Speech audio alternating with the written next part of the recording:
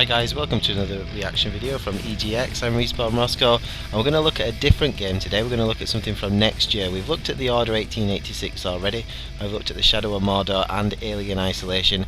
This one is a big 2D fighter coming out next year, MKX or Mortal Kombat 10.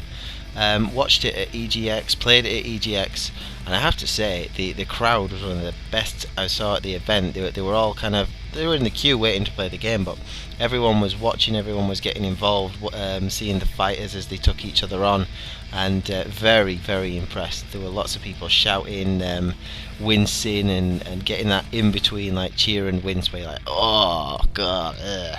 It was quite brutal, some of the moves and some of the bloody gruesome fatalities that you could do. Definitely had the crowd up and the players as well. From my go, I can honestly say the game looks pretty much ready now. I was quite surprised just quite how finished it felt. I had a few goes at some of the characters. I didn't get to play this guy that's just been announced. He wasn't in the demo, and that would have been really cool to have played with him, but it was just the classic characters were there. I played a bit with Kano, and one of the things that stood out was the ability to swap between character sets. I played one as Kano where he had quite a lot of ranged knife attacks, and that was quite good for keeping someone at a distance. And then I swapped to one of his other ones, a bloodthirsty one I think it was, and he was a lot more tight into the character there, but when he was punching, when he was kicking, he had dagger attacks just in his normal moves, and then you could combine it with some of those cool throws that you see in there as well. So it really was an impressive demo, I have to say.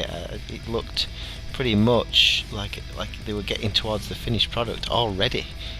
We know that NetherRealm know how to make a game. They've made a really good job of Injustice Gods Among Us, as well as the previous Mortal Kombat game, so perhaps it is just a case now where they've got the engine together. They're really working on the story. We know that the story mode in both the last two games, including Injustice Gods Among Us, were particularly unique for a fighter game. They didn't follow one character through a set story. It was almost, it made you play as every single character in the game. So hopefully that's the kind of thing that they're working on now, because as I said, from what I could see when I was playing it, it was absolutely spot on.